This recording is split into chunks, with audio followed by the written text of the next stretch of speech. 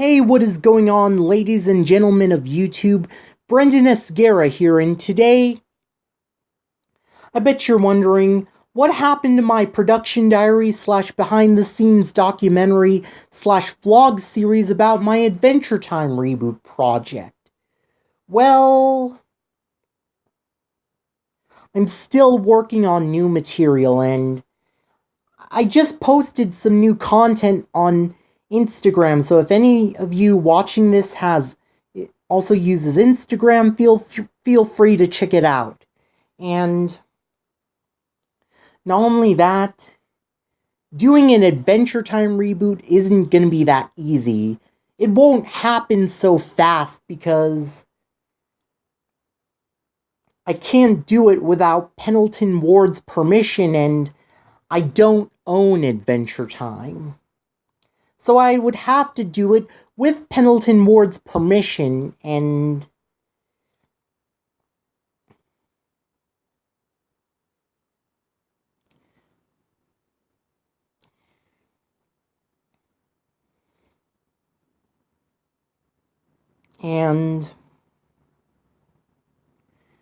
I'm still working on it, so it's gonna take a while.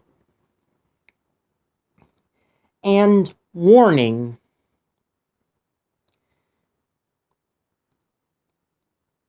if any of you watching this or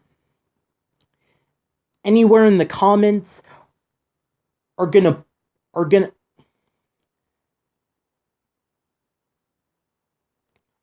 verbally attack me and post hateful comments towards me,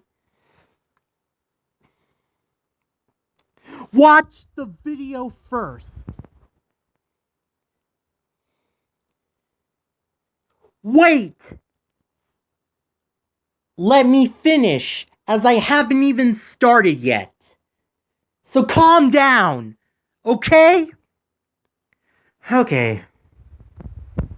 Now, I was on YouTube.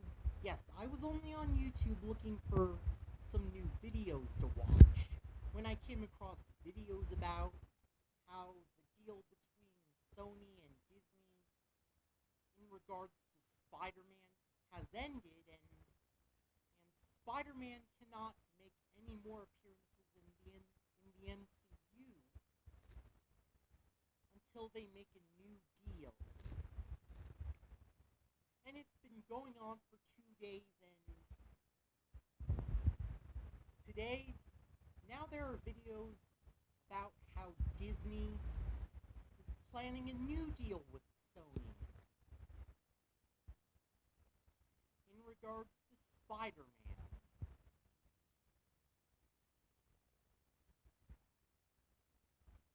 And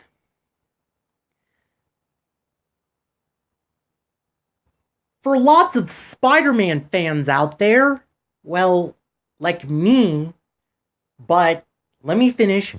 For other Spider-Man fans, they say it's a good thing, and don't get me wrong, I would absolutely love the idea of Spider-Man being in the MCU. I mean, I would really love it. I actually love it if Spider-Man is in a shared universe with the other Marvel characters. I mean, that idea did not seem so bad. Having Spider-Man in the MCU sounded good on paper.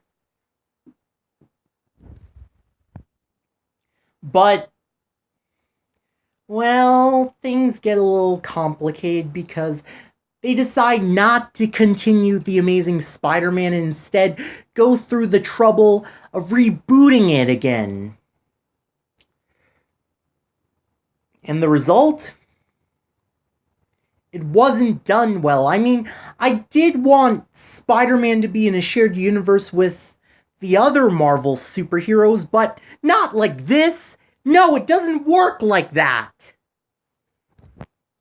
Because I don't like, I don't like what they did to Spider-Man in the MCU. They've completely bastardized him in the MCU by giving him a terrible rendition of his costume with a bunch of CGI stuff instead of being an actual costume, or at least with, a realistic looking costume with no CGI at all. And they made some terrible changes, such as replacing Harry Osborn with some fat Asian kid named Ned as Peter Parker's best friend, even though, okay, maybe Ned Leeds actually does exist in the Spider-Man comics, but he's only a minor character. He probably only appeared in a few comics. But he was not Peter Parker's best friend. No, it's Harry Osborn. It's always has been Harry Osborn. And there is an MJ in the MCU Spider-Man, but it's not Mary Jane Watson. It's Michelle Jones, Zendaya's character. And in the comics, yeah, there was an MJ, but it's not Michelle Jones, it's Mary Jane Watson. Michelle Jones never existed, and she was probably created just for the movie and also made to replace Mary Jane, as Michelle Jones has the exact same initials as Mary Jane, MJ. But the real MJ is Mary Jane Watson, not Michelle Jones or Michelle Gonzalez or whoever she's called.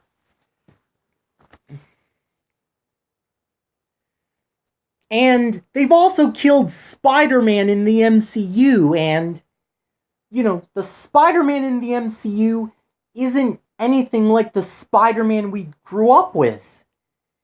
I mean, for example, in Spider-Man Homecoming, Peter Parker can't even make his own suit.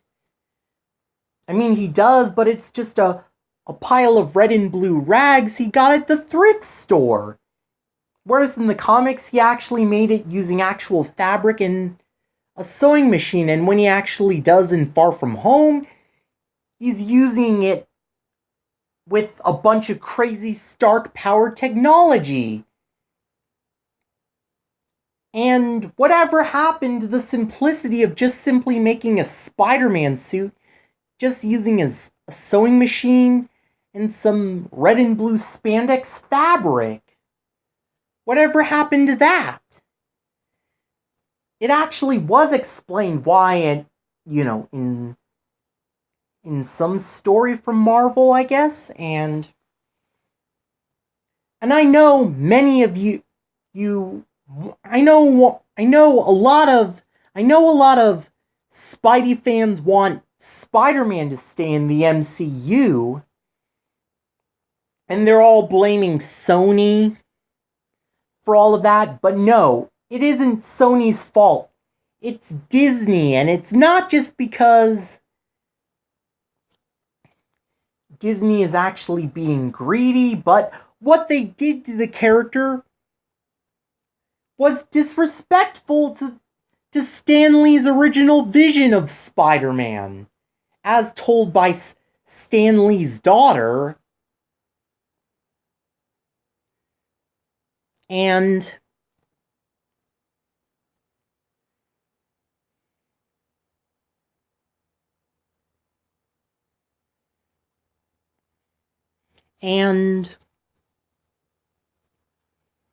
well,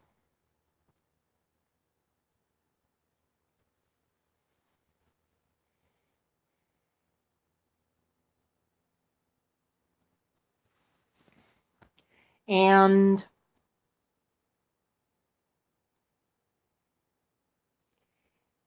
it just didn't feel that much like Spider-Man at all.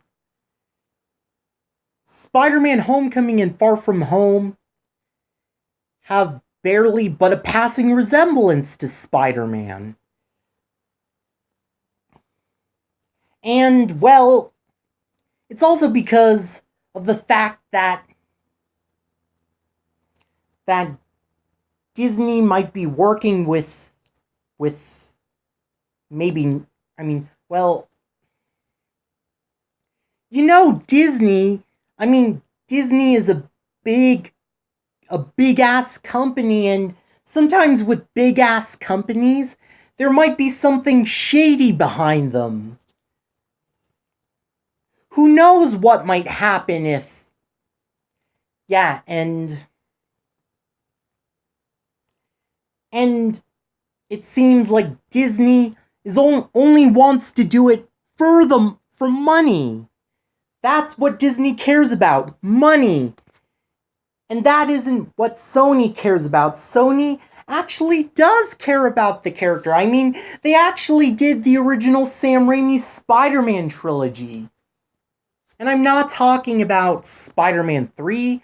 I am talking about Spider-Man 1 and 2, the original Sam Raimi films, and yeah, they were the bomb. And for some people, Spider-Man, I mean, for most Spidey fans out there, Spider-Man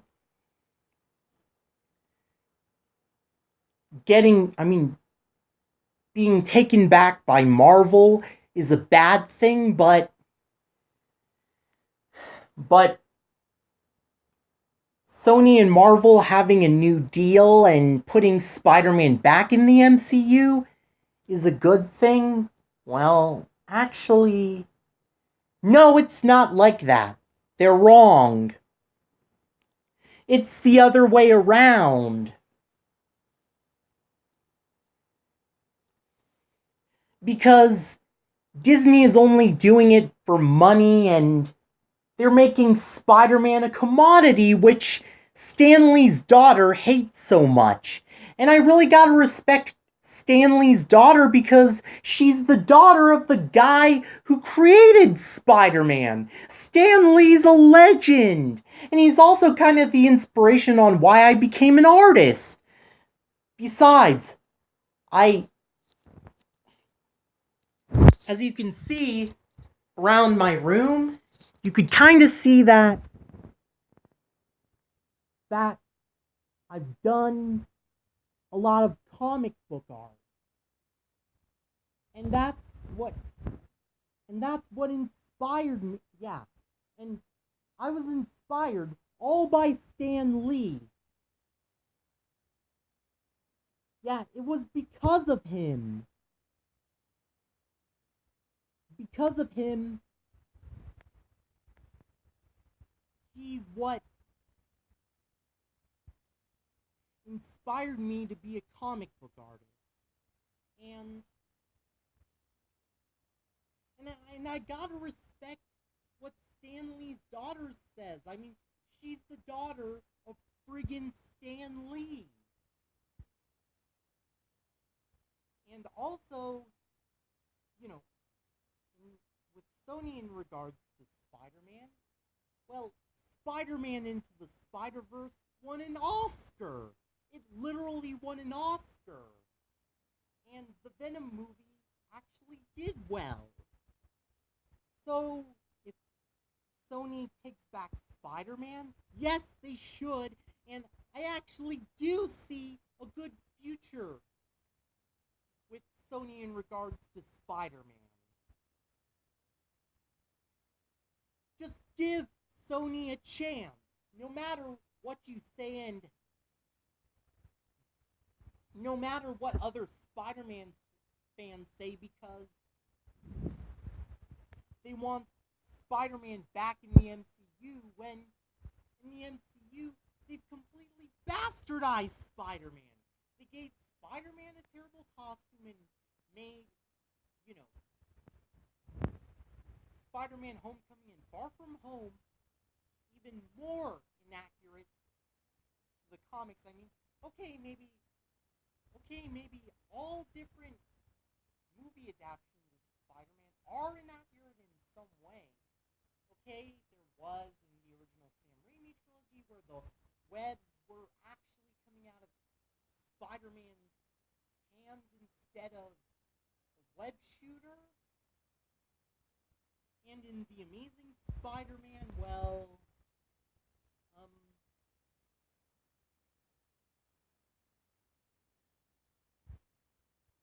they've made Dr.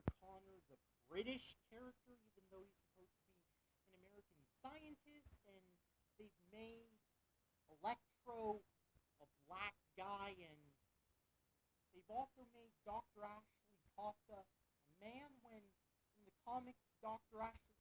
Kafka was a woman. And instead of Norman Osborn becoming the Green Goblin first, before Norman Osborn dies, and then Harry becomes the Green Goblin first instead of his dad. Okay, but then again, despite those inaccuracies, I got over them, and I actually enjoyed The Amazing Spider-Man 1 and 2. Yes, I actually loved the Amazing Spider-Man films. And I'm pretty sure people in the comments or watching this are gonna make fun of me and post mean comments about that. Well, stop screwing with me. The Amazing Spider-Man films were already good.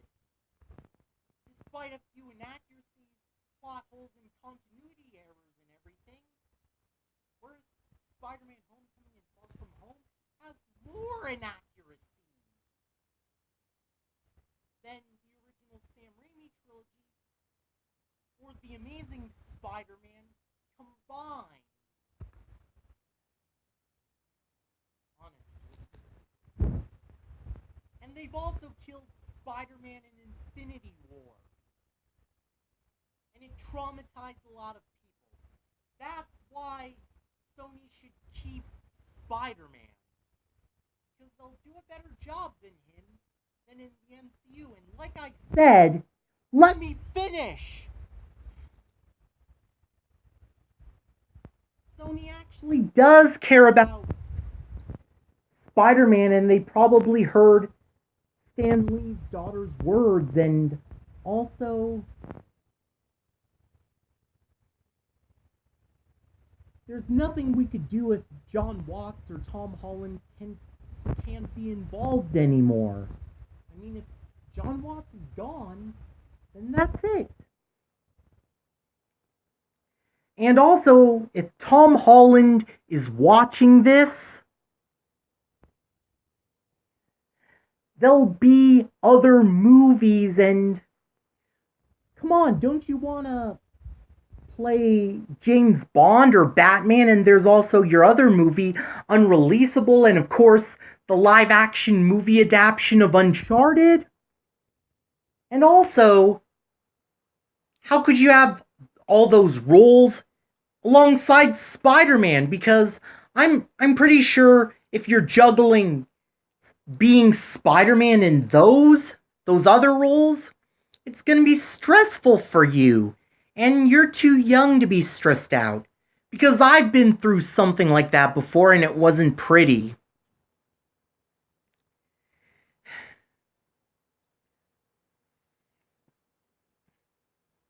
Just don't tire yourself, Tom. And also, Tom, you gotta move on from Spider-Man, as there will be other movies, there will be other roles for you. Just like how there were other roles for Andrew Garfield after he never appeared again as Spider-Man for The Amazing Spider-Man. And it kind of was the same for Tobey Maguire, though he did get a 3-movie deal, even though there was gonna be a Spider-Man 4, but it was cancelled. And not only that, well, okay, and also, I guess I kind of think Tom Holland and Zendaya unfollowing Sony is kind of a big mistake. Because I think it's better to support Sony. Just like I did, because today I followed Sony in Tom Holland's place, and I'm pretty sure another person could follow Sony too.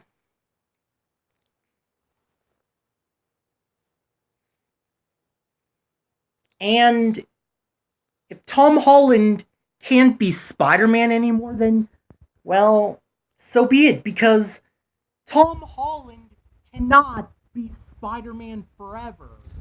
He cannot. I mean, if Tom Holland is in his 40s or 50s, is he still gonna play Spider-Man? No, he would be too old, or maybe he would have health issues, or if he grew a beard. And, of course, we have to get a new actor for Spider-Man.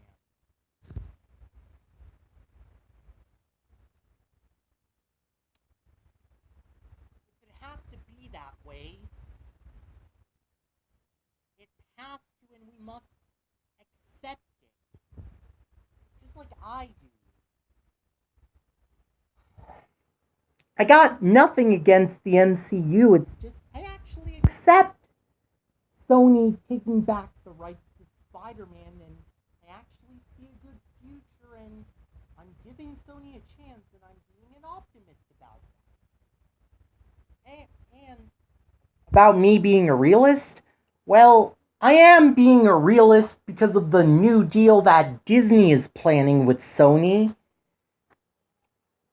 I mean, I wouldn't be surprised if Sony says no. You know, because, yeah, I wouldn't be. Besides, Spider-Man Into the Spider-Verse won an Oscar, and the Venom movie has done well. And they're actually doing a sequel. And also, if Sony can't use John Watts or Tom Holland anymore, then so be it. You know, they must find a new director for the new Spider-Man film, and a new actor for Spider-Man. And there's nothing we can do about it with Sony in regards to Spider-Man. I think it's better if we give Sony a chance with Spider-Man and let Sony handle Spider-Man, because they were the ones who made the original Sam Raimi Spider-Man trilogy in the first place, while still having some involvement from Marvel. And Sony might actually do a reboot of Spider-Man that's more like the Spider-Man we grew up with. And I'm not talking about The Amazing Spider-Man. No. I'm talking about the original Sam Raimi trilogy.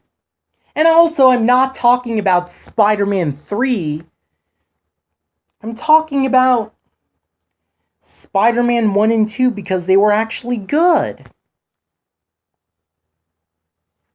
You know, if they do a Spider-Man movie like that, you know, that's more accurate and more like the comics where Spidey makes his own costume just by using a sewing machine, and actual red and blue fabric with no goofy CGI islands as lights or any crazy stuff like what Tony Stark did.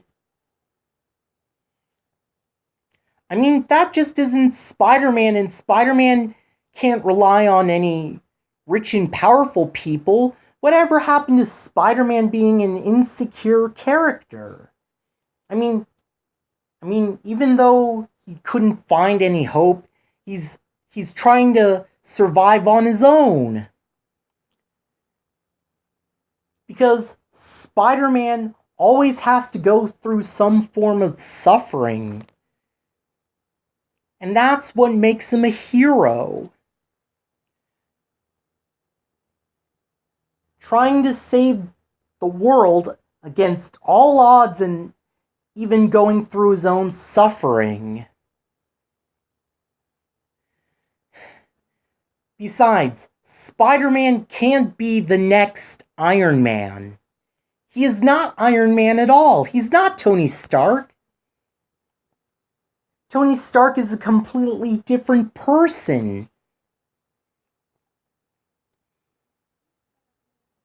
And also, we also gotta have Harry Osborn and MJ, but Mary Jane. Mary Jane Watson. Not Michelle Jones or any other character. The real Mary Jane. And we also gotta get an Aunt May who's actually old, because Aunt May is supposed to be an elderly woman, not a younger and almost hot-looking woman like in Homecoming and Far From Home. Aunt May should always be an elderly lady, because that was in the comics. Aunt May has always been an elderly old woman. So it doesn't work if they make her younger than that, or way younger, like what we saw in Spider-Man Homecoming and Far From Home.